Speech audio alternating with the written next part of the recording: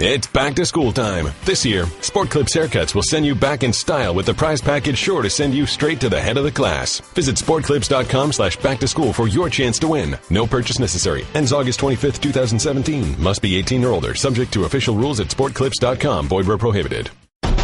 This is the Best of Mike and Mike podcast.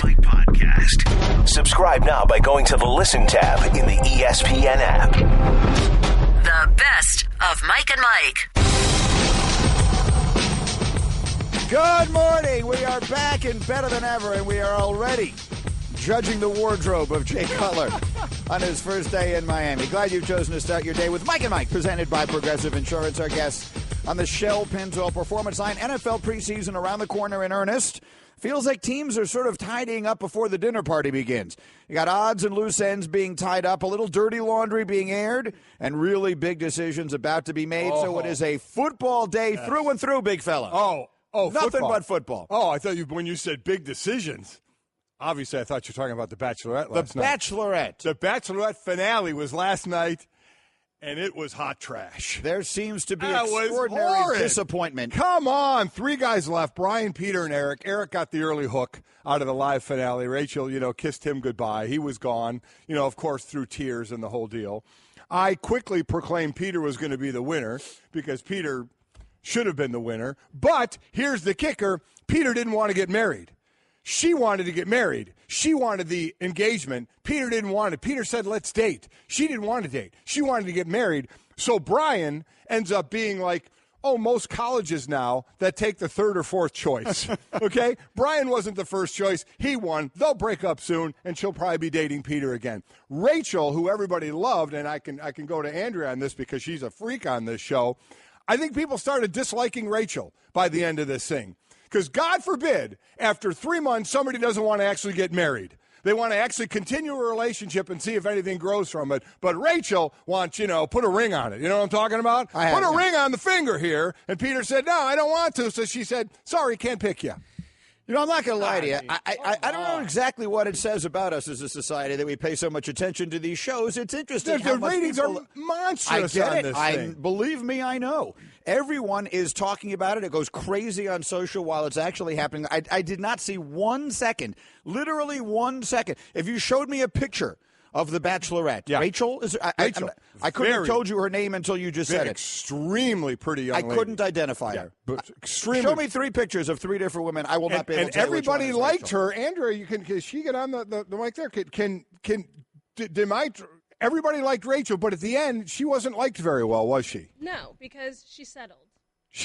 There you go. What does that mean exactly? She settled. It's a dating show. She wanted the ring, and she was going to take nothing else but a ring. And Peter was her favorite, correct? Yeah, absolutely. She cried for Peter. She wanted him so bad, and he wasn't going to propose, so she picked somebody else. There you go. She settled.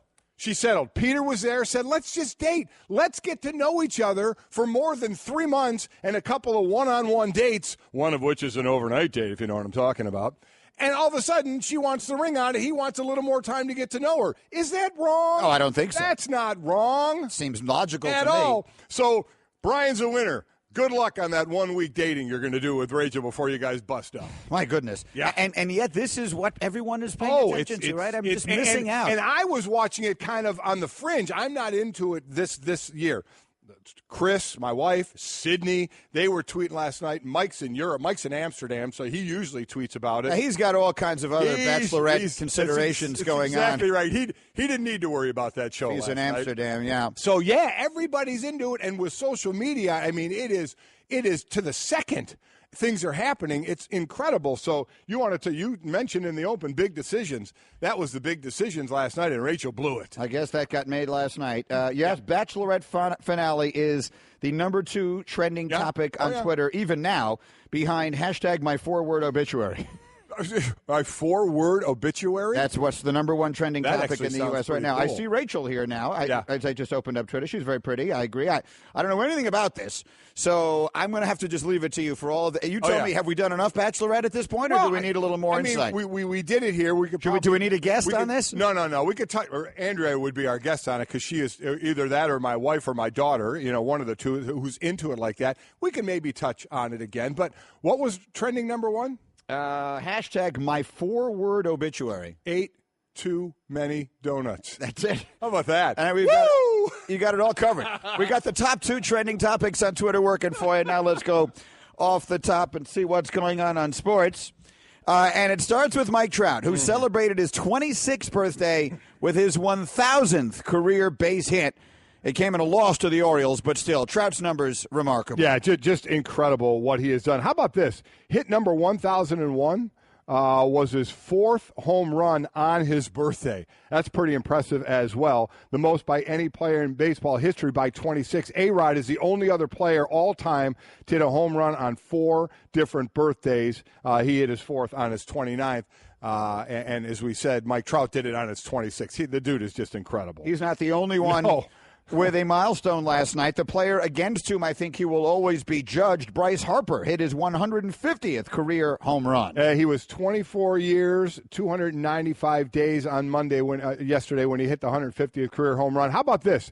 It's the exact same age to the day that birthday boy Mike Trout was when he hit his 150th career home run back in May 28, 2016 off Dallas Keuchel. So these two guys are the two of the best players in the game, 2 of the youngest players in the game. And by the way, Bryce Harper is putting up numbers equal to or better than his MVP season in 2015. Meanwhile, speaking of numbers, equal to or better, or maybe worse than anything you could ever imagine. Yeah. The New York Football Jets, as the season gets set to begin, to say they have very little talent on the offensive side of the ball would be a very kind way of putting it. Quincy Enunwa was pretty much their only receiver, the only one of any accomplishment whatsoever on their team, and sort of an emerging good player. He's got on IR with a neck injury. He is not going to play the entire season. I'm speechless. Mike, I actually looked it up last night. The record for fewest points scored by a team in a 16-game season is 140, set by the Seahawks in 1992. I genuinely believe that record is in jeopardy of falling this year. How are the Jets going to score points? I don't know. He's the only Jets receiver on the roster. Stop there. Stop. You can end the sentence right there. With 1,000. You don't even need to qualify it. He was the only Jets receiver on the roster. I have another fun note for you, too, about the quarterback. But he's the only Jets receiver on the roster with 1,000 career receiving yards. Next closest, Marquise Wilson, with 777. It's going to be bad. And what's the quarterback now? Let's have some fun with that one, too. Did you hear with Christian Hackenberg what happened on the practice field? You know, you start that like it almost sounds like you're about to say, did you hear the one about the priest and the rabbi who walk into the bar? Yes, I did. I read it in Peter King's thing. He broke the huddle, didn't break the huddle correctly. Remember, he's the quarterback. He breaks the huddle. Right. Didn't break it correctly. Got to the line, and as happens, sent back to the huddle to re-break the huddle again correctly. He broke the huddle again incorrectly and was sent off the field. You can't make this up. The Jets have a quarterback who didn't make it to the line of scrimmage in practice 2 times and got sent off the field. And their only receiver of note is out for the season before the first preseason game begins. My goodness, can we just hit the fast-forward button on this here? Elsewhere, Brandon Albert wants to unretire, and the Jaguars may not let him. Can you explain this one? It's sort of a complicated story. Yeah, he was traded from Miami to Jacksonville in March for a 7th-round pick. He has 2 years left on his deal. He never went to the off-season program, not to the minicamp, was there for just a bit of camp. The first day he was out with the first team. After that day, Cam Robinson, who was the 34th pick in the draft, the tackle from Alabama, had taken over the number 1 spot. And then he retired. He retired July 31st, just 3 days into training camp, said he was going to go, through his business interests and such, and now wants to come back. So it doesn't look like Jacksonville wants him back. None of his money is guaranteed. He wanted a new deal, and Jacksonville, they said, we're not redoing your deal. You have 2 years left. He's supposed to make 8.8 this year and 9.5 next year. None of that is guaranteed. So he walked, didn't get another deal, walked for a week, now wants to come back, and it doesn't look like that they're going to have anything to do with that. So if they don't want him, I mean, he's there. he's with them right now. They would have to release him or whatever would happen at this point. They can't just ban him from playing in the NFL. No. He can come back and play for them. They can levy whatever sort of punishment they feel due based upon his having left camp, or they can cut him. Yeah, because I listen. There's even part of this I don't get, because he walked away to retire, but you do have to fill out retirement papers. He didn't do that. That's what I mean. So he just left for a week. So, how in limbo is he? Bottom line is he wants to come back. He was a left tackle traded from Miami. He's missed 20 games in the last 5 years, and it doesn't look like that Jacksonville wants it back. Schefter will be on later, and he'll explain some of the ins and outs of this. And he'll also explain, hopefully, where the NFL is on its investigation into the situation with Zeke Elliott. Cowboys Executive Vice President Stephen Jones, in what I think were very reasonable comments. Like if you just look at the headline, it's another example, Mike, you brought this up, I remember one day recently. The headline sometimes totally misleads you. Mm-hmm. The headline makes it sound like Stephen Jones blasted the NFL because this investigation is taking so long into figuring out whether or not there's going to be discipline for Zeke Elliott. His comments are actually very reasonable and measured. Yeah. But he does say, now that we have our own investigation, we need to move it along a little fast. Yeah, and again, it was a committee for the NFL that was looking into this and doing the investigation. Then they'll take their findings to Roger Goodell, and he'll be the ultimate decision maker on this. But it's a committee that's handling this investigation. It does seem like it's lasting a long time. I don't know all the ins and outs of it, but I don't blame the Cowboys. Now, again, he could be suspended today, but he can still play through the preseason. Right. None of that happens till the regular season. So the actual effect of it isn't until the regular season, but I don't blame them for wanting to know what the hell's going on. Yeah, it doesn't probably impact anything, actually. No, it really doesn't, but it is a while, and it's just kind of hanging there. It is. Yeah. What I was going to say was, if you thought he might get suspended for 12 games, then they might have to make some roster adjustment. Right. Everyone knows at maximum it'll be 2 games. Exactly. They're not going to have to do anything. You're absolutely right. So most likely 1, I think 2 at the most, if he's suspended at all. So we'll see, but I do agree with him that I thought this would be done at a more rapid pace. All right, and that is Off the Top with Mike and Mike. We're presented by Progressive Insurance. You could save hundreds on your car, your business, or your recreational vehicle insurance from a local independent agent. Go to Progressive.com today. Now that's Progressive. This could be a point, and last week when Booger was filling in on the show, he did suggest maybe the NFL was waiting until after Jerry Jones' Hall of Fame induction and all of that. The whole team was there at that. They played in the Hall of Fame game. I have no idea if that's true or not. Maybe it is, and maybe that's a good thing, but I don't know. We don't know if that's true, but it certainly, if they were, would be, I guess, deemed a good thing to wait and not have that, right there. Though, like you said, it's only going to be a game or two, so I think even when the news hits, it's not going to be some devastating news. The thing about that one is, what they're taking into account, I assume, is, A, they're investigating the specific allegations involved with the domestic violence. That's obviously by far the most important thing. But there are also a variety of other little examples that we've seen over the course of time of bad judgment, just flat-out bad judgment on the part of Zeke Elliott. And maybe they're getting some information on those as well and figuring out how, if at all, they're going to factor into their ultimate decision with Zeke Elliott. One way or another, I think it's the likeliest scenarios that he winds up being suspended for the first game of the season, and that gets announced very soon. Yep. Adam Schefter will be in, as you mentioned, Mike, this morning live, and he will give us the very latest, 9:30 Eastern for Schefter in studio. I guess one note we could add to that, as far as what Zeke Elliott is up, is we just talked about Jay Cutler. We're going to more and hear some sound, but his top receiver, Jarvis Landry, is under investigation now for possible domestic violence with his girlfriend. His girlfriend, by the way, says we had a screaming match and nothing. There was no criminal, nothing. There was no physical harm, nothing. She said nothing happened outside of a screaming match. Her very strongly worded statement defends him and supports him and says they're raising their child together. Exactly. Basically, paraphrasing it, she says that they got into a very loud shouting match that caused someone else to call 911. Exactly. So, this is going on right now. He is definitely their best receiver. They have been in the news, obviously, with Jay Cutler signing, so we'll see where this investigation goes. All right, so all of that as we begin today. And now let's hear a little bit from Jay Cutler. I have 2 Cutler sound bites as he was introduced yesterday as the new quarterback for the Miami Dolphins. 2 that I want you to hear. The first of which is, I think this makes sense. Now, look, Cutler is an easy target. He's made himself an easy target over the years with some of the ways he's handled himself, and that's fine. But the reality is the way this thing played out, I think, is very reasonable.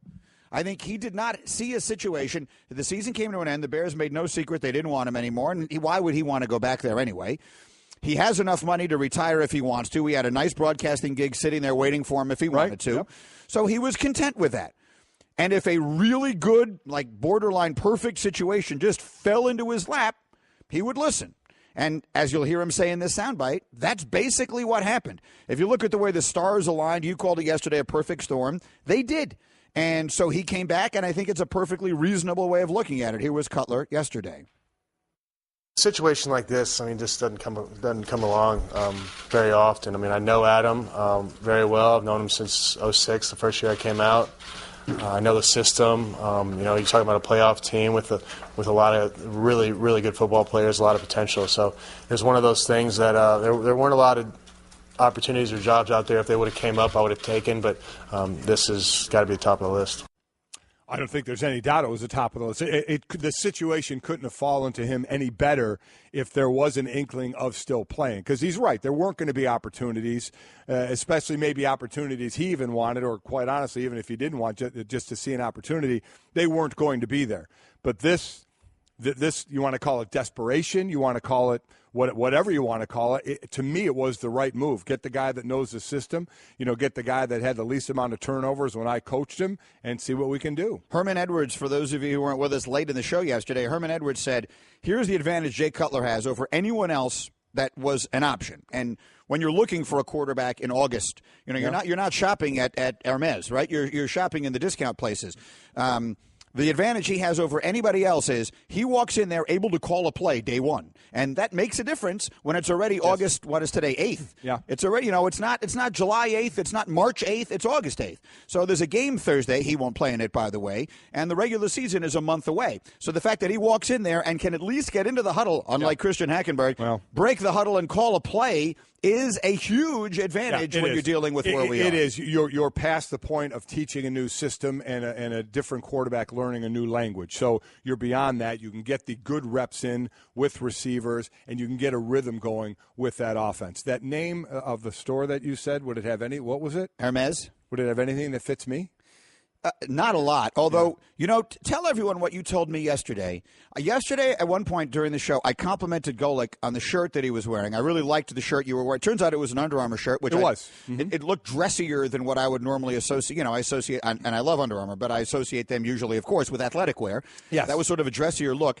But it was a very nice blue and a little pocket. I really liked it. Yeah. And what did you tell me about your sizing? I said I'm down to an XL now. I'm about 240 pounds, 238, 240, what I was in high school, and I'm down wearing XL stuff now. It's unbelievable because it used to be the 2Xs were too small on you. Yeah, they were. You couldn't wear a 2X. He's gotten down to an XL, which means in some things, you and I wear the same size. Yeah. In some brands, I wear an XL.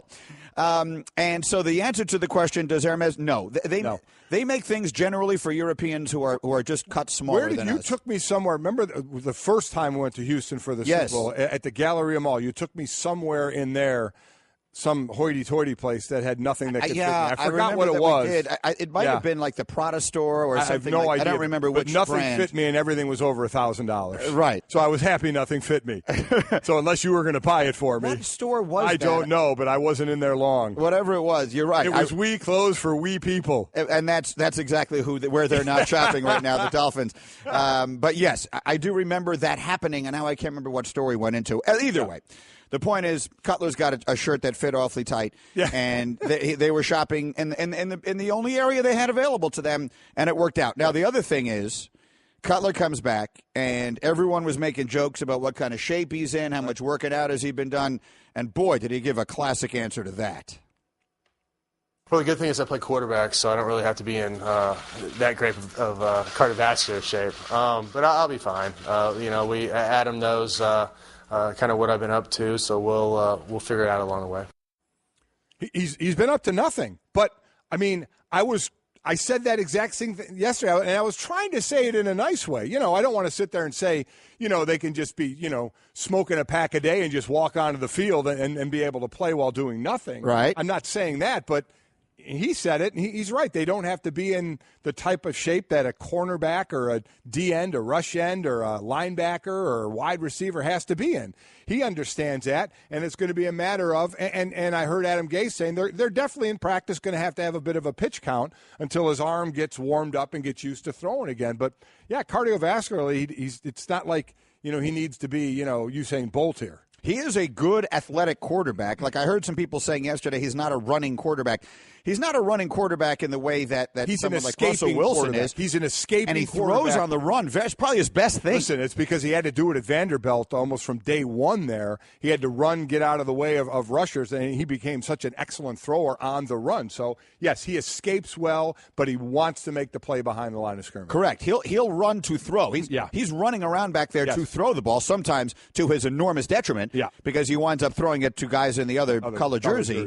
But he is a guy who will run around back there. So I thought it was hilarious that he said that. I listened to the whole thing, and when they showed it live, and it was all fine. I thought he answered everything extremely well. He got everything thrown at him. He did say it was his wife, Kristen Cavallari, who basically said, yeah, go back. He thought she was kind of sick of having him around as much as she did. Yeah, I have that soundbite too. Here's the thing. I heard people yesterday when they saw someone, I don't know who is it, first put it up, that his salary at Fox would have been $450,000 and he's getting $10 million. Yeah, of course. I mean, obviously. Money can talk. Yeah, sure. That's a factor in this. But this wasn't the only team that at any point along the way was going to want him and was going to pay him more than he was going to make in broadcasting. Yeah. So he came back for – I don't know that someone was offering him $10 million during free agency. But certainly someone would have offered him millions of dollars to come in and compete for their quarterback job. Yes. I think people – and look, again, he's a bit of a punching bag, and he has made that bed himself, and that just is what it is. But the reality is there's nothing about this that you need to attach anything to. Like, it all just kind of came about reasonably. It absolutely Quarterback did. got hurt, perfect situation. He came back, done. And if the reports are true and said he was still leaning to broadcasting and leverage for more money, then that's negotiating. There's nothing wrong with doing that at all. The best of Mike and Mike. Back and better than ever. Mike and Mike presented by Progressive Insurance. Our guests, like Peter King, will join us in a couple of minutes on the Shell Pennzoil Performance Line. Stu Gotts today, Andy Reid today, Adam Schefter, and a whole lot more. Quickly, I can't wait for Andy Reid to break down The Bachelorette last night. I can't wait for Andy Reid to explain how one breaks a huddle incorrectly. But he'll know. But anyway, I got a text from Billis during the break. Oh, is he mad about something? He's not mad, but he is. So I made a comparison that he makes a good point. You made your comparison to of Leitner to Tebow. Yeah, more than a few people have correct. So they're pointing out how much better of a pro Leitner was than Tebow. Yeah. And you're 100% right. Yeah. And actually, Jay sent me some of the numbers. Leitner scored over 11,000 points, almost 6,000 rebounds in the NBA, was all rookie and made an all-star team with the Hawks, played 13 years. His pro career didn't match his amazing college career, but he's no Tebow. Totally fair. Totally right. I didn't mean it that way. So I probably could have come up with and should come up with a better example then, because what I meant by it was Leitner, if you just look at his college career, it's as accomplished as basically anything. Well, I wonder if Jay he'd be there with like Kareem and people like that. Does Jay believe that he should be in the Hall of Fame? He does. He does. Yes. He does. Yeah. He does. Because I'll say it again. He said Ralph Sampson got in, and so should Leitner. Yeah, it is not the Pro Basketball Hall of Fame. So college counts in this one, and Leitner had an incredible college career and as we said, we both believe he should be in the Hall of Fame based on that. Yeah. He had a respectable NBA career. Right.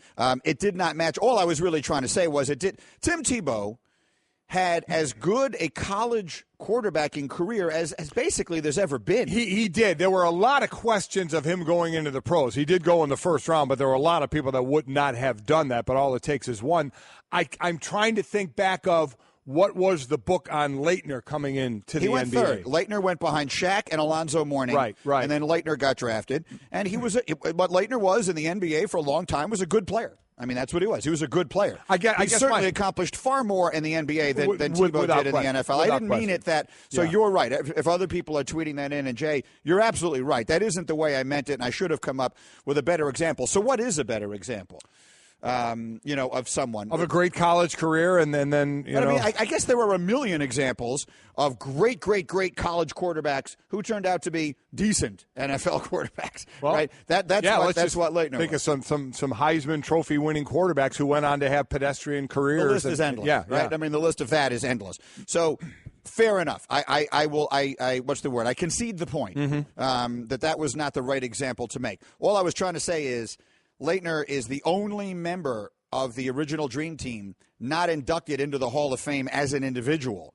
And I think based upon his college career, he probably could get it. I think he's got a pretty good resume to be in. And for those of you who think we're embellishing it, again, no one projected him to become what Alcindor became as a collegian or Walton. These are the greatest college players of all time. Yeah. Alcindor, Walton, those are the greatest collegians of all time. Leitner made the Final Four every year he was in college. He won 2 national championships as overwhelmingly the best player on those 2 teams. Absolutely. You look at the numbers. You look at the game against the game he played against Kentucky. People remember the shot, but it's one of the he didn't miss a shot the entire game from the field or from the foul line.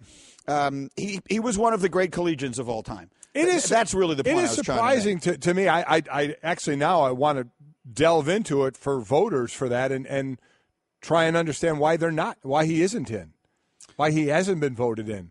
The thought process that he didn't do enough in the NBA when it's not, again, not the Pro Basketball Hall of Fame. What a college career. We need to look up, because there are a lot of different people. There are international basketball people in the Hall of Fame. There are people from the women's game who are in the Hall of Fame, and any number of different areas outside of the NBA. How many, if any, members of the Hall of Fame were great male collegiate basketball players who didn't have great NBA careers? Right. That's the thing I don't know. I don't know that either, but since it's open to all basketball players, That should weigh pretty heavily when you had the career that he had in college. Yeah, I need to see who else is in there. I've been to the Hall of Fame, but I haven't taken notice of that in particular. So that was really what I meant by that. So if people were responding to that, again, Jay immediately jumped in there and made the comparison to Ralph Sampson. Now Sampson, again, great collegian, not nearly as accomplished a collegian as Leitner, or at least his teams weren't as good. I perceive them, and again, I don't have any of these numbers in front of me, I perceive him to have had a better NBA career than Leitner did. But maybe I'm wrong. I mean, he was on that team when he and Elijah Wan played together that made the finals, and he was projected to be so much better. Exactly. Yeah. That's what I was trying to even. I know Leitner went third, but my projection that when you made the Tebow comparison as well, the projection going into the NFL, I would imagine Leitner was projected to do more in the NBA than Tebow was in the NFL. All right, let's do fill in the blank with us, Mike and Mike here. We'll try and get Peter King coming up for you shortly here, and we'll find out what, if anything, what exactly it is he meant by an inability to break the huddle, which is one of the stories that he's got. But let's do fill in the blank right now. Go around the world of sports. It's brought to you by Mahindra Tractors and Utility Vehicles. Mahindra USA, the world's #1 selling tractor. Filling in the blank, Golic. First off, Brock Osweiler will start the first preseason game for the Browns. That was announced yesterday.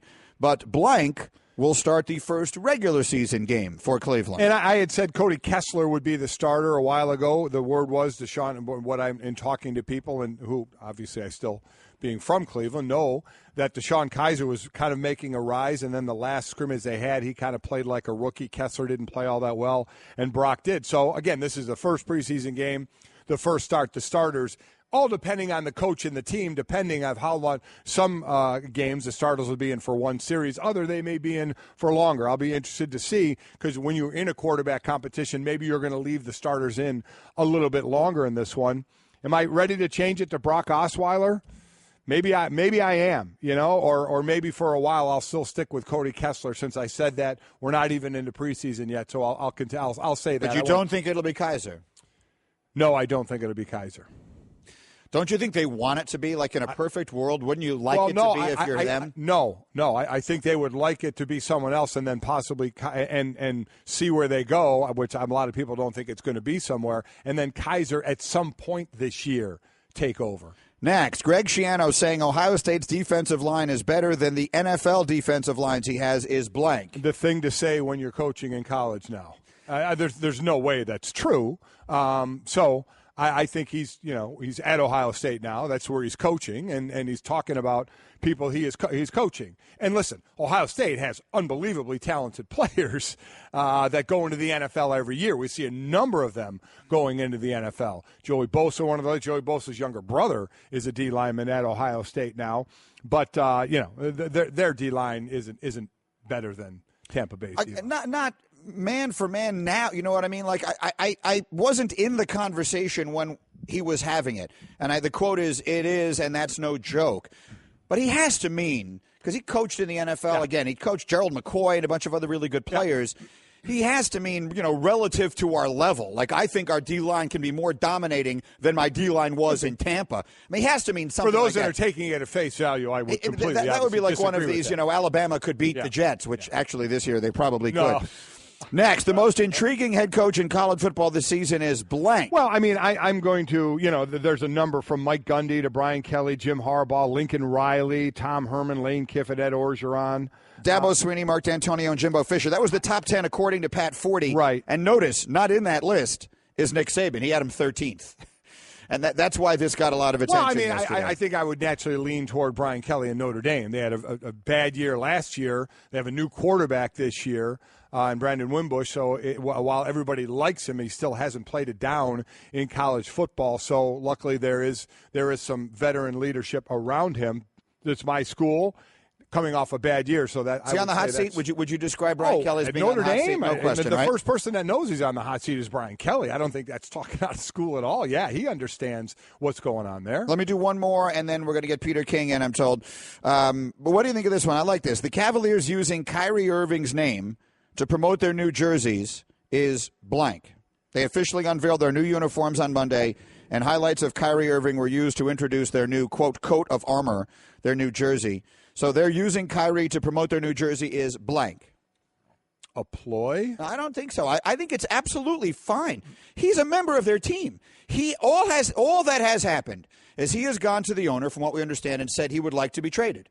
Now, I mean, he's still a member of their team. If they want to use his likeness, he's one of the biggest stars in the world. He's under contract. If they want to use his likeness to sell their team. If this decision was made, I don't know when these decisions are made, but if this decision was made after he requested a trade, you don't think there's anything involved in it that said, let's show him a little love here. Everybody would imagine it would be LeBron being used. Let's use Kyrie. You don't think that was the thought process at all? Well, I mean, I don't know that he's the only one being used. My point is, I don't think you all of a sudden have to stop using his likeness or anything like that because he has requested a trade. I didn't say that, but you don't think it was a thought process at all? A ploy to do what?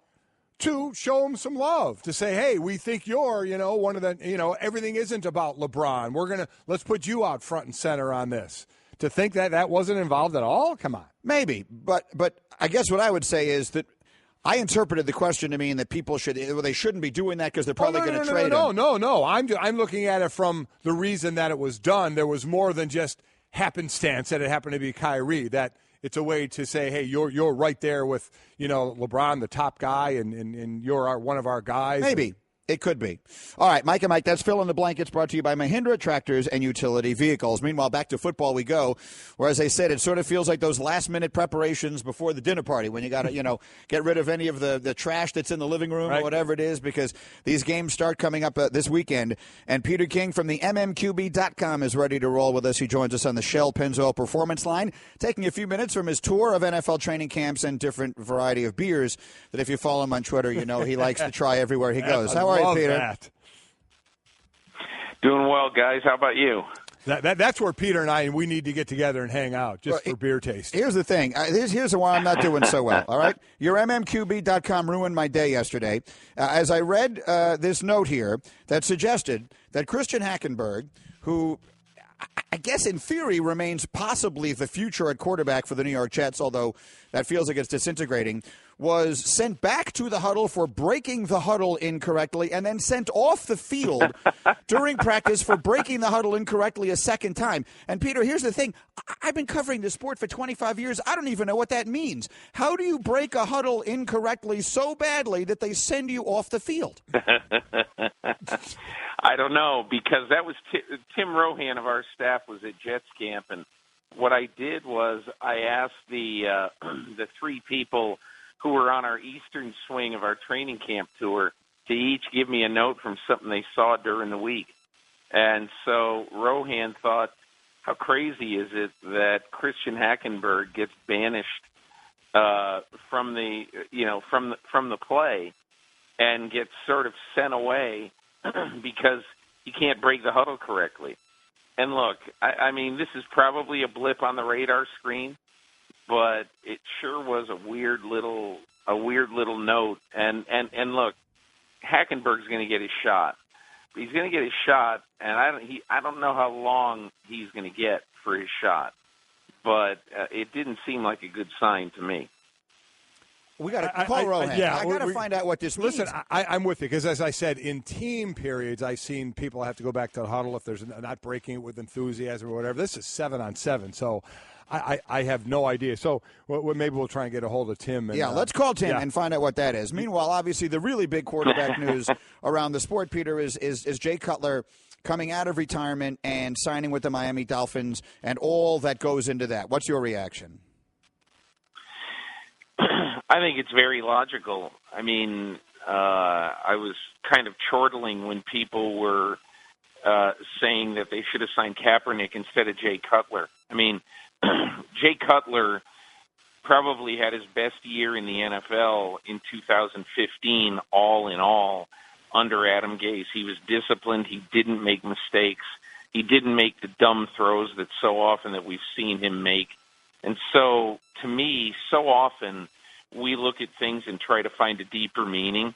This was not a very difficult thing to understand. Adam Gase has the trust of Jay Cutler, and he thinks that if everything goes well this year, this 1 year, because this is all it is, this 1 year, if everything goes well, then he thinks that they can still be a strong playoff contender with a good quarterback. And just remember one thing. Last year, when the Miami Dolphins were called 50% runs or more during the game, and they had Jay Ajayi, obviously, when they did that, they were 7-0. And so people should not look at this and say, Cutler's going to come in and throw the ball 500 times and it's going to be bombs away. I think this was the best quarterback for this team at this time, but it doesn't mean that they're going to be an unbalanced team. No, not by any such. I completely agree that they're going to have that running game. Unfortunately, they lose the left guard in Larson with the torn bicep. As far as there's no. A lot of people liked Matt Moore. I mean, so you don't think there's any divide in that locker room, right? I mean, this has to be Gase brought, just as he said, I didn't bring in Cutler to stand on the sideline, so Cutler's not going to stand on the sideline. So anything with Matt Moore, anything with those that think Colin Kaepernick should have gotten the chance there, any other kind of turmoil with this?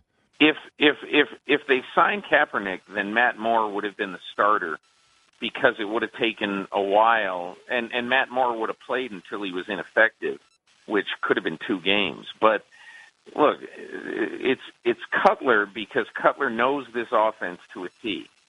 Obviously, Kaepernick would have, or Ponder, or anybody would have had to come in and learn this offense. So this is, and if you've got Matt Moore as your starter and you bring in somebody else. The reason why, in my opinion, why it was not even a contest is that they want Matt Moore to be the backup. He had either 1 or 2 concussions last year, and who knows how long he can last. So whoever you bring in, you have to feel that person is going to play a lot this year. And to Adam Gase, Jay Cutler is a guy who, if he had a draft of quarterbacks right now, at this date, right now, Jay Cutler would be high on the list of anybody in football, because the mental part of it is already taken care of. He knows the offense.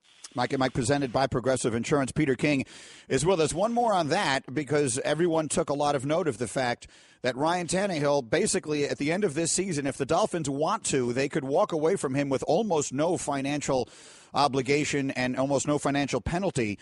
So knowing that, how do you read the future of Tannehill in Miami? I think it all depends on how Cutler plays, and really, I mean, it'll be a year and a quarter since Tannehill played, and the Dolphins are all we are all in on Tannehill. Tannehill's future is solid. Well, it's easy to say that now, and that's what you're going to say, because you do like Ryan Tannehill, but the future is unknown in Miami. I still don't think that it was absolutely without question that they were going to keep Tannehill long-term. He really hasn't proven it yet. And so I don't doubt necessarily that he'll be back for 2018 and he'll be back as the quarterback, but I'm still not sure he's the long-term quarterback in Miami. A place where there's no quarterback issues at all is in Green Bay with Aaron Rodgers, going to turn 34 in December in his 13th year, played 13 years in the league. I know you got to hang out with him for a bit. What was the biggest takeaway you had from that meeting? Most of the time, Mike, when I go in and talk to players, I always ask this one question to most of the guys who I see, who are very prominent players. What did you do this off season to get better? What's the thing that you feel made you a better player in the last few months? And he said basically, the fact that I now have a diet that I feel that I'm putting. He sounds like Brady. He has a diet that he feels like he's putting perfect stuff into his body, perfect fuel, and he is doing a lot of yoga, doing a lot of stretching, and his exercise regimen is really ramped up. And he said, I feel physically just like I did when I was 23 years old, and that's why he said to me, I think, I want to play another 7, 8, 9, 10 years. And I think these guys are all going to the school of Tom Brady University and looking at what he's doing and basically saying, if I take care of myself, I can throw 35 touchdowns and 5 interceptions when I'm 39 years old too. And so I look at it with Rodgers like this is his lifestyle. He likes it anyway. And he's happy with it. He's in a nice, quiet spot in Green Bay. So this works for him, and good for him. Final thing for you, Peter. We were talking about this yesterday. We always love the Hall of Fame induction stuff, and you know the inside of that. Next year's class, you got 3 new eligibles who would all feel like surefire Hall of Famers to us, and that would be Ray Lewis, Brian Urlacher, and Randy Moss. But, of course, Lewis and Urlacher played the same position, and Randy Moss played the same position as Terrell Owens, who's still on the outside waiting. So I know we're still a year away from, or at this point, I guess 6 months away from those decisions getting made. But how would you sort of read the tea leaves and how some of that might shake out? I think the next 2 or 3 years, there's really a lot of premier players who are going to be first-year eligibles. And it just makes it all the more harder. And it makes it all the more harder, too, when Terrell Davis gets in after having 3 superb years and 1 very good year and having incredible playoff success. So I think it's going to be really hard. I think that of those guys you mentioned, Ray Lewis would be number 1 on the list. He'd be number 1 on my list. And then, Randy Moss, even though he had the blips on his screen in his career, like in Oakland, I just think his career is too dominant to not make it. That would just be how I would read it. And then, obviously Urlacher would be number 3 on that list. I don't know that he's an absolute gimme, but I think he's got a fantastic case. And and after that, there are a lot of good players. It's not just Terrell Owens, although, as I've said many times, I'm on the Terrell Owens. I vote for him, and I just think that he's going to get in one of these years, one of these days, and it's a 20-minute debate. But in essence, I think there are questions about what he was like as a teammate, and he dropped a lot of footballs, and that is summing up probably the first thing is what stands in his way more than anything else. But I believe now, after talking to a lot of people on the committee and listening to a lot of people on the committee, that eventually he's going to get in.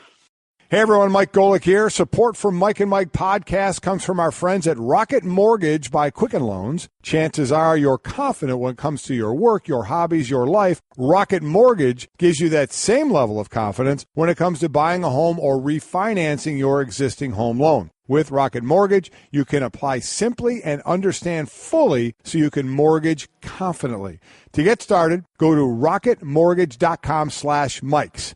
Equal housing lender, licensed in all 50 states, NMLSconsumeraccess.org number 3030. It's a day where we're talking about anniversaries, the 25th anniversary of the Olympic gold for the Dream Team. Last night was the 10th anniversary of Bonds breaking the all-time home run record. And you know what's remarkable is how little attention was paid to that. I didn't even realize it was the anniversary till late in the day. I saw some stories about it. So almost nothing was said or remembered about that. But either way, it does make you think. And he's talking, there was a good interview with him that I was reading about how he really regrets not getting one more season because he's positive he could have gotten to 800 home runs. Right. Why wouldn't he have? But you look at a guy like Bryce Harper. Do you think he will break the all-time home run record? He's not yet 25. He has 150 home runs. It's a little early to tell. I mean, him and Trout's only 26, you know. So, I mean, I guess you could say either one of those guys, right? I mean, but, man. You look at Harper and the power numbers, and you figure as he continues to get bigger and strong. I don't even know. I mean, a lot of it is on how many games they missed. Times on the DL, serious injuries. If you can avoid that, they both, had issues here and there that have, Trout just recently coming off the thumb and missing time. So that's going to play a ton into it. And a lot of that, is luck of the draw as well, staying healthy. And then not only staying healthy, but obviously the production that you have to have year after year after year. Not just in your 5th, 6th, 7th year, but in your 12th, 13th, 14th year, 15th year to try and get this thing done. So that's so tough to project. I remember what we kept saying when Barry Bonds broke the record and nobody was happy about it. Everybody said, oh, my God, A-Rod could save the day, by breaking that record. And then that all, went to hell in a handbasket as well. So I'm sure, I would imagine baseball people would love to see a guy like Mike Trout or Bryce Harper. He has some of the old time players. Maybe people have a bit of an issue with him, but not the same one that we had. With exactly right. So I think that's what maybe some people down the road would want to see. So Trout is at 191 home runs. Harper is at an even 150 home runs. Trout is just turned 26 yesterday. Yeah. And Harper is not yet 25. Not yet 25, yeah. So, and look, here we are. We were just talking about players playing older. Aaron Rodgers taking care of his body, wants to play till he's 40. Brady is playing at 40. If these guys are still in that kind of shape, Hank Aaron was hitting home runs into his 40s. Yeah, it was. So we'll wait and see. All right, a lot of Twitter reaction out here to a variety of different things. We'll come back to it. But today is a very special day at ESPN. Today awesome. Is the 8th of August, so it's 8/8. And today, our network, ESPNU, has been rebranded The Ocho. Today, ESPNU is The Ocho, which if you don't know what The Ocho comes from, then you really don't deserve to be in the conversation. That soundbite doesn't work. But I just played for you. If you can dodge a wrench, you can dodge a ball. Yeah. So this, of course, is from the legendary comedy Dodgeball. Which was on ESPN The Ocho, which is, I listen.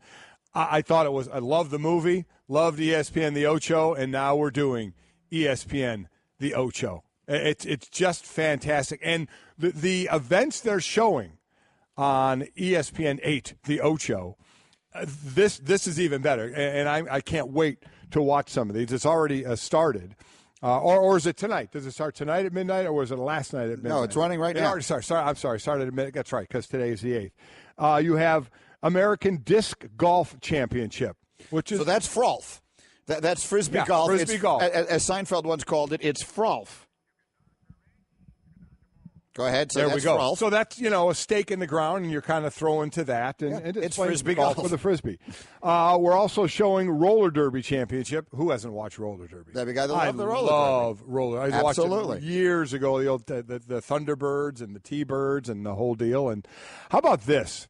Sky Zone Ultimate Trampoline Dodgeball. That was on at 4 a.m. I actually would have liked to have watched that. I can't imagine the injuries that could happen in that.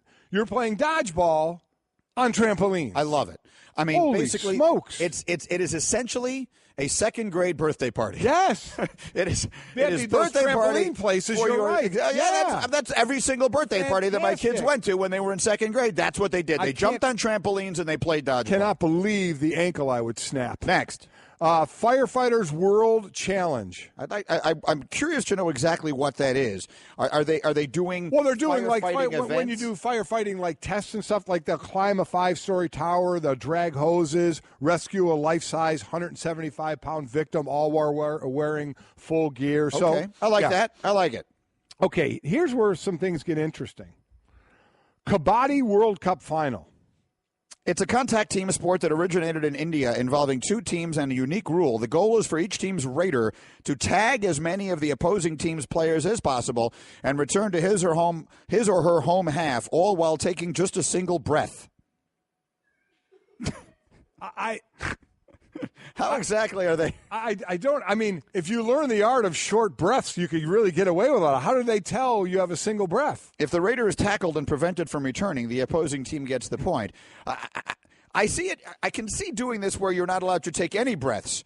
But how exactly are they monitoring one breath? One breath. I mean, are they going instant replay on this thing? I find that crazy. That's an interesting one. That's a sport I'm not as interested in. Okay, Championship of Bags, which is basically, it's a cornhole. It's cornhole. I've never heard it called bags. I have. I've heard it called bags and cornhole. You see it at every tailgate out there. And then you have the Moxie Games. It's an uncanny, new, and amazing event, which combines a variety of sports into one, such as dodgeball and juggling, martial arts and volleyball, table tennis, and soccer. I really need to see that because you just threw out 5 or 6 sports. Well, you can see it tonight, 5 o'clock Eastern Time on ESPN 8, the Ocho. It's going to be on. You can see exactly what it looks like. And then U.S. Open Ultimate Championship, a self-officiating competition, 2 teams on a field similar to a football field. Basically, it's football frisbee, right? But the object it's ultimate frisbee. Yeah, it's ultimate frisbee. Yeah. It's frisbee football. Frisbee football. So, yeah, frisbee golf, frisbee football. Of all of these, which one would you be best at? Best at. The which one I want to be see. The best at competing at? The one I want to see is trampoline dodgeball, without question. Right. I don't. Which one would you be best at? Can you roller skate? Because if you can roller skate, you could be pretty good at roller derby. No, I can't. I can't roller skate particularly well myself. I would like to be able to. I'm not doing the Kabaddi one. I'm not doing anything with just a single breath. I don't understand that, and I need to see the Moxie Games to see if I could deal with that. I feel like I'd be best at bags. I got the build for it. That's true. Yeah. And you don't need any athletic ability at all. It. I think I could do either of the Frisbee things. I can throw a Frisbee ultimate pretty Frisbee, well. No, but there's a lot of running, and the ultimate Frisbee is that's a tough sport because it's endless running. Maybe I'll do the Frisbee golf then. Yeah, you can do Frisbee golf. That's I do Frisbee golf way better than. I take it back. That's the one I want to be in. I want to be in the American Disc Golf Championship. I can throw a Frisbee because what's that drinking game you young kids? I played it at Jake's bachelor party. Can Jam with a Frisbee. I was great at it. I took all those young kids at Jake's bachelor party in New Orleans to the woodshed. To the woodshed, I took them all in this Can Jam game. And afterwards, you looked up at them and you said, so enjoy it all day long today. It's ESPN 8, the Ocho, on what is otherwise known as ESPNU. The best of Mike and Mike. All right, some of the Twitter reaction. Kent tweets, reasons for rehuddling in 7-on-7. Incorrect play call. Quarterback unable to get his receivers lined up. Loose huddle with no enthusiasm. Yasha Jakobovitz. Was that Jack Jakobovitz? Why you even try? I don't even know. Yeah. Tweets, maybe breaking the huddle incorrectly is code for a bad attitude in practice since it's related to coach direction. What? I don't know. One way or the other, we now have the man who wrote it, so we can figure this out. We had Peter King on a little while ago, and he said that Tim Rohan of the MMQB is the one who sent in the note for their column, which talked about how Christian Hackenberg was sent off the field for twice breaking the huddle incorrectly in a 7-on-7 drill. As he approached the line of scrimmage, a coach ordered him to rehuddle. When he broke the huddle again in the wrong fashion for a second time, he was ordered off the field. We don't even know what that means. No, especially, again, 7-on-7. This isn't full team, or I have seen offensive huddles have to rehuddle when not breaking, and that usually at times isn't on the quarterback. It could be on others for not running to the line or whatever. This is 7-on-7. So Tim Rohan of the MMQB.com, good enough to join us and explain it. Tim, good morning. Mike and Mike here. How are you? I'm doing well. Thanks for having me, guys. It's our pleasure. Now, you ruined my whole day yesterday.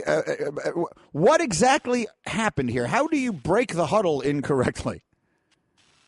Well, I didn't get a chance to talk to Hackenberg. He wasn't available for comment that day, but I talked to Matt Forte, and he was just saying that the cadence, it sounded like the cadence wasn't right. I don't know if the timing was off or, they get to play, they go in the huddle, they huddle up, they're talking about it, and then apparently they didn't break it in the right way. Forte was talking about, you have to come to the line with a certain, type of attitude. And, I didn't get a chance to talk to the coaches, and it's just 7-on-7, so it's not even all 11 guys on the field. So, like you said, like I wrote, they were huddling up, they were going to the line of scrimmage, and coaches ordered them to re-huddle. John Morton, the offensive coordinator, went over and stood next to Hackenberg in the huddle, and they were talking for 30 seconds, him in the huddle with Hackenberg. And then when they broke the huddle again, coaches got mad, yelled, told Hackenberg to, his turn was over. So they didn't throw him off the field. It was just, okay, your turn's over. Petty went in, McCown went in, and then Hackenberg got another shot. And I actually added in that note, it wasn't all bad. So the next time Hackenberg got on the field, he broke the huddle correctly. He stepped up and he threw a 20-yard pass, probably, the most impressive pass the Jets had all day. And after that, McCown runs up, fist bumps Hackenberg and slaps him hard on the butt. So, he showed a little resilience kind of coming back there. But, yeah, it was for a little bit there was kind of an embarrassing moment. You got to wonder if the fist pump was for breaking the huddle correctly or the good throw. I can't believe I'm going to continue asking and break this thing down, but I'm going to anyway against my better judgment.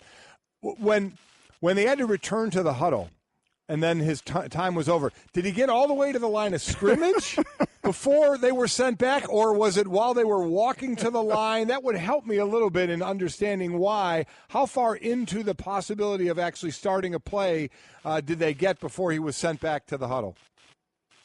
No, you're exactly right. They didn't even get to the line. They took a few steps out of the huddle and from one of the coaches, the group. So he was called back before they even got to the line. So it was clearly they're not clapping at the same time, or I don't know. You would know better than I what kind of cadence you need to break the huddle, but it was clearly a breaking huddle issue. So basically, what you're saying is, if they made it to the line of scrimmage, it was already an improvement. It's a win. If they actually physically get to the line of scrimmage, that's a win. Yeah. Well, I want to stress it was just one day, so I don't know, but yeah, I mean, it wasn't a good look. Okay.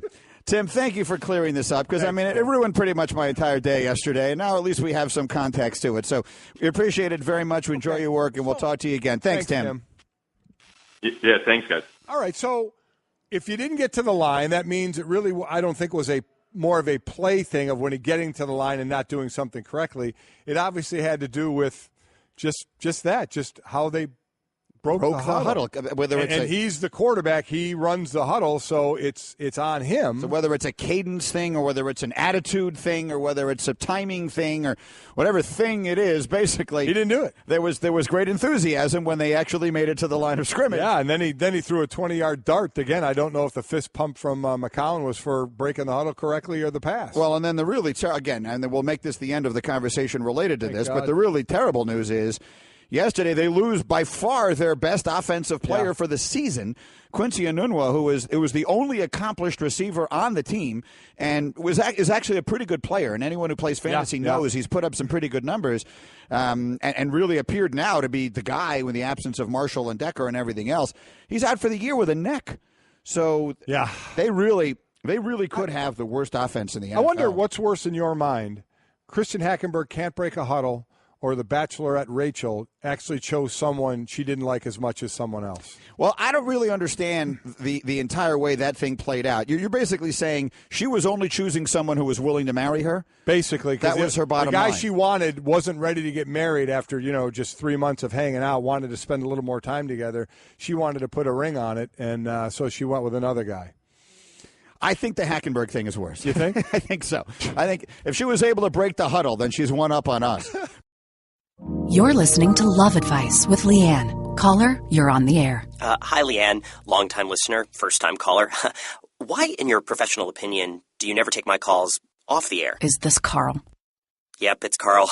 I mean, we had a few dates. Everything was great. I thought, Well, when you switch to Geico, you could save a lot of money on car insurance. Okay, awesome. You should call them. I will. Geico, because saving 15% or more on car insurance is always a great answer. As I said, it feels like football as preseason games just around the corner here, last-minute decisions taking place, injury news, which is always sometimes unfortunately so much a part of the story, and getting ready to start another season after finishing 12-4 last year. His team actually has the best record in the league since Week 7 of the 2015 season.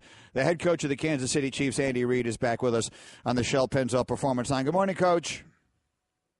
How are we doing, guys? Good. Doing well. We're doing great. And just give everyone a general sense of what this is for you. Again, it's a lot of years you've been doing this now. And what are the emotions and the feelings and the enthusiasm and the excitement for you relative to perhaps earlier in your career as you show up at Missouri Western State University, get training camp going in earnest, and now get set for your first preseason game? Yeah, no, I love training camp.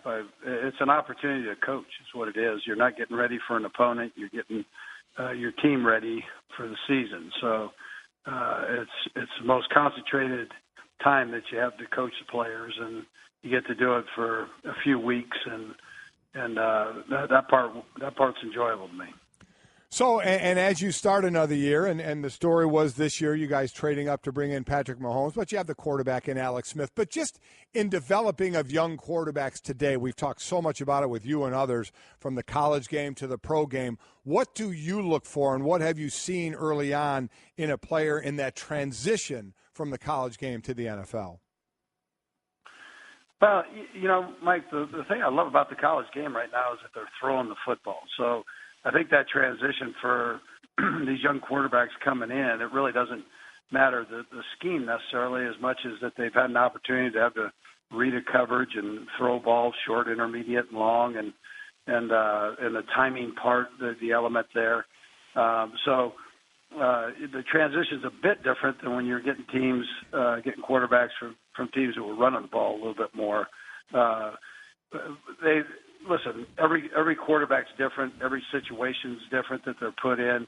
It's a sensitive position according to a situation that they're incorporated into, and so you hope for the best that they can come into a stable situation and then have good teachers around them to give them an opportunity to maximize their potential. And so. With Patrick, we liked what we saw at Tech, and he was a very exciting player. You've got to work on the blitz game. You've got to work on the footwork. A couple of those things have changed around. He was never under center, so you got to do that part. But he was coached well there, and he's got a pretty good grasp of football in general, and that part's exciting to watch him grow every day here as he goes through camp and our installations. So when people look at different teams in training camp, a lot of times you look at the headlines and kind of get a gist of what's going on, and then you just see a headline: Patrick Mahomes has 3-interception day at Chiefs practice. Is that a misleading thing? I mean, when you just read something like that and say, "Oh boy, he must be struggling," is that a misleading thing to think? Yeah, well, this is what I tell the quarterbacks: is test the water. I mean, do it here. That's why we're here. So get used to the offense. Get used to what you can get away with. And so if it's a keyhole throw that you're trying to put the ball through the keyhole, then let's do it here. And if it's not working here, at least you have an idea of that route and what you can maximize out of that route. And yeah, so I'd tell you yes. I'm not opposed to interceptions at practice if they're making the right reads, the progressions are proper, and then you can tell you've been around it long enough. You can tell when they're just trying to fit it in and see what they can get away with. So as we're talking to Andy Reid, head coach of the Chiefs, as we're getting ready for the first preseason game, I hearken back to my first preseason game as a rookie, a 10th rounder, so, wasn't guaranteed certainly anything. And players know, as you know, Andy, more than anybody else, kind of the pecking order of who kind of belongs where. as you get ready for the first preseason game and you have young players looking to try and make a mark, what do you tell them? How do you have them approach their first real action now against somebody else who's playing in the NFL and trying to make a team? Yeah, absolutely. That's a great question. I give the players, I tell them everybody's going to play. As long as you're healthy and you're able to play, you're going to have an opportunity to get in there and play this first preseason game. Nothing's guaranteed after that, but this one, we're going to give you an opportunity for your efforts to get on tape, and it gives us a chance to see you in one more situation that's important to your profession. So, but on the other hand, I'm gonna cut things back so that these young guys, they're not doing a lot of thinking, and they can get out there and play and show what they're all about and athletically. So I explain that to them. I mean, shoot them straight with it. You relax, go play. Now, obviously, the juices are going to be going when the lights are on and the fans are there, and all of that part is going on. It's a little different tempo, and like you said, the other guys are trying to make the team, but the best you can. Let's not do a lot of thinking. Let's go play and see what you got. Andy Reid at Chiefs camp, where you have Michael Vick working as a coaching intern. What are you hoping to get from him, and what are you hoping he gets out of the experience? Yeah, how fun's that, man? I mean, he's to see him working to take the next step in his life. He's retired officially now, although he looks like he still can play. But he has retired, and what you see with players is they're kind of looking for that next step, particularly the quarterbacks. They're smart guys, and they sit back there and they have opportunities to do different things, whether it's in the media or coaching, whatever it might be. And so that's where Michael's at right now. He's in that transition stage. He was coaching high school football and back home, and he was enjoying it. And I've stayed in touch with him. I said, well, listen, just why don't you come up here and do our intern program and see if you like it? And he was all fired up about that. Came up. Players have loved having him here. And he jumps in and he talks to them and communicates from a player standpoint what he's been through, not only been through as a player, but also as a person, and how he sees the game and so on. So it's been tremendous having him there. When you guys brought him in and you talk with him, is this something that he wants to do? Is this a profession he wants to get into? Well, potentially. He said he wanted to be on the Mike and Mike show. He just wanted to jump on. But then I said, hey, I tried talking him out of it. He's just looking at different avenues to take now that he's done playing. I guess the final thought, because we know that you need to run to a meeting here. If you're looking for a way to get your team ready, you certainly start with the right kind of game. It's like these college teams that schedule huge opponents. You open on a Thursday night at Foxborough, where they'll be, putting up a flag in New England. So how does that change, if at all, the equation of getting ready to start a season when you know that's your opener?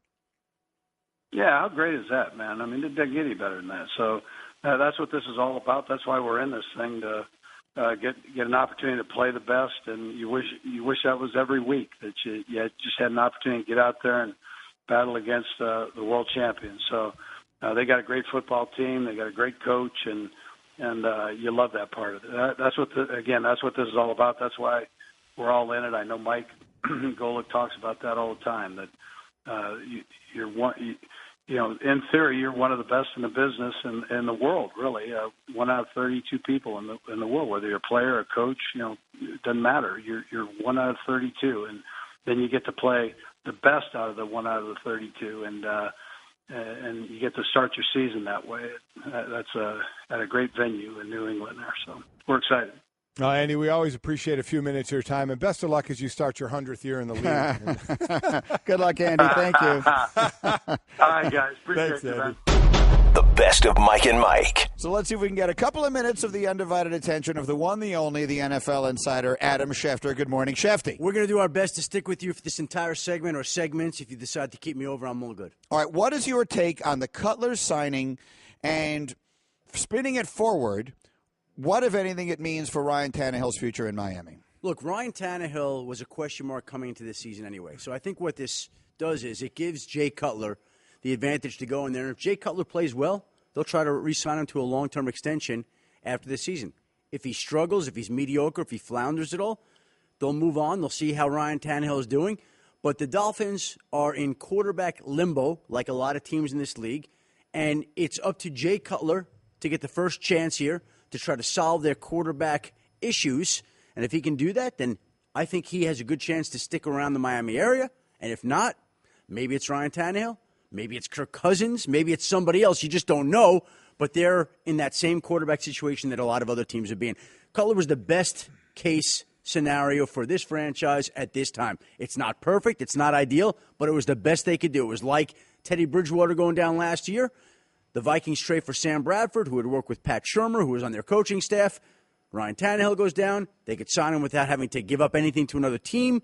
He's worked with Adam Gase. Adam Gase believes in him, and we'll see what Adam Gase can get out of him. Whenever there's a quarterback opening, Colin Kaepernick name gets brought into it, and we were just reading about this rally August 23rd in front of the NFL headquarters for Colin Kaepernick.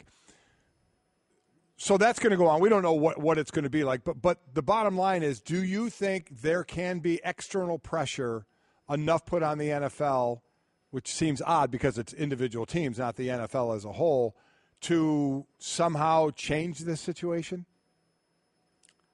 I don't know about that. I'm skeptical about that. Again, I know the league can step in and help influence certain things, and I know there are people who think that the league has done that in the past in certain isolated cases. But, again, I think when we look at Colin Kaepernick, there have been teams this offseason where the coaching staffs and front offices have been interested in making a move with him. And there have been other factors, people above them, that have weighed in and decided that they didn't think it was the right move for their organizations to make at this point in time.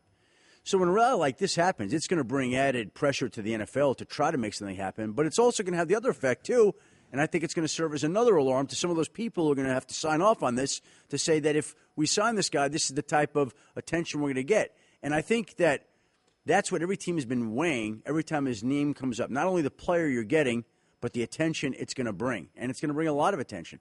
It's, in an apolitical way, a little bit like the Tim Tebow situation, that anybody that was going to sign Tim Tebow was going to get the circus coming to town as well. And it's the same thing here with Colin Kaepernick from a political and much more sensitive standpoint here. And so we'll see. I agree that this is not if there's a belief on some people's part, and I don't have documented evidence of this, but I do not believe this is a league organized collusion situation. I think these are 32 individuals making the decision that they don't want this on their team. They don't want this whole situation on their team. So I don't know exactly what impact any of this external pressure will have on any of the individuals who have to make this decision. Now, I do believe there are owners out there who would be interested in signing or would be willing to sign Colin Kaepernick on their team, and maybe as it happens, they're not ones that have teams that need quarterbacks right now. Again, I don't know this for sure. Maybe there's no owner that would do it. You would know that better than I would. Let's look at it like this also. It's August 9th. Right. Teams have filled their roster spots. For Colin Kaepernick to get work, I think it's going to take a team suffering an injury. Baltimore had one. There were people on that staff that wanted him in that building. There are other people who didn't. The people who didn't, their voices were stronger. Their power heavier than the people who did. So he didn't wind up going to Baltimore. But you're at the point in the year where it's going to take something like that. It's not all of a sudden some team's going to say, I think I'll go sign Colin Kaepernick. This is not March 9th. This is August 9th. We're 2-3 weeks into training camp. Teams are moving forward with the rosters they have and the players they have. He's going to step in now, and he's had to learn a new offensive system. There are different challenges that come with signing a player at this time of the year. So it's a different deal right now at this time of the year, I think, overall. Moving on to another player, Zeke Elliott. Stephen Jones has come out and said, hey, NFL, we'd love for you to give us a little decision here on what's going on. So why hasn't there been? And could it be possible that they wanted to wait till after Jerry Jones had his moment in the sun? Well, I don't think that's directly it, but again, I don't think it hurt the situation. Now, I think the NFL has pointed out that there has been this 4-person committee that has been making recommendations, and as far as I can tell, I don't know if all those recommendations were in as of yesterday. Maybe they are as of this morning.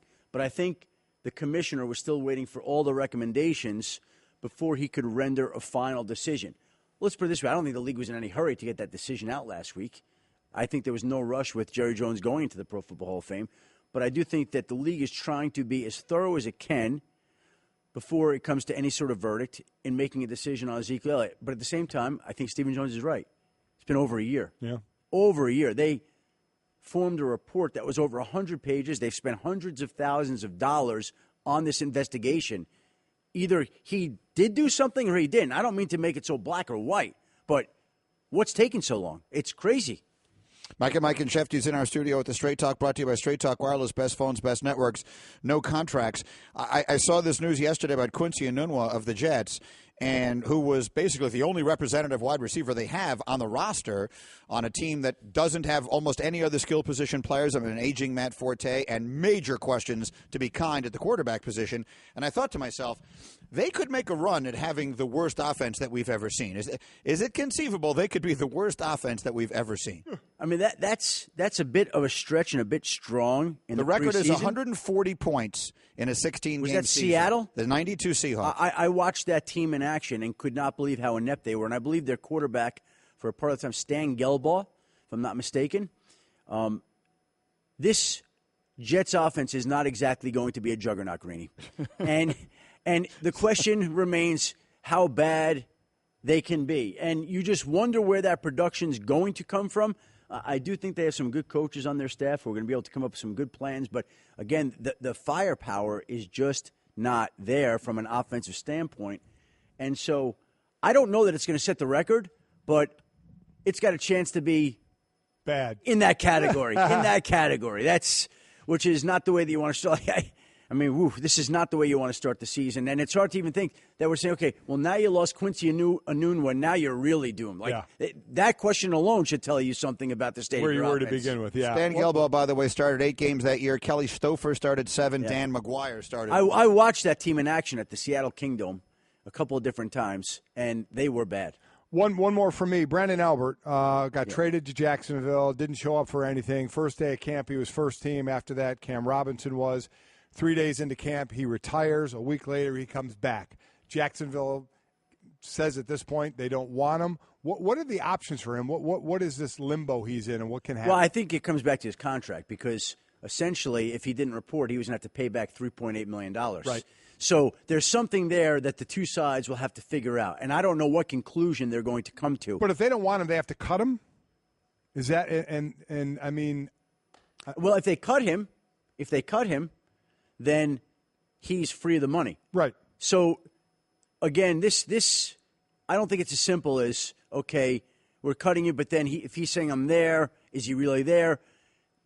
This is a unique case, and to be perfectly honest, I got to make a few calls to figure out exactly how this is going to go. I couldn't figure out where it was going to go.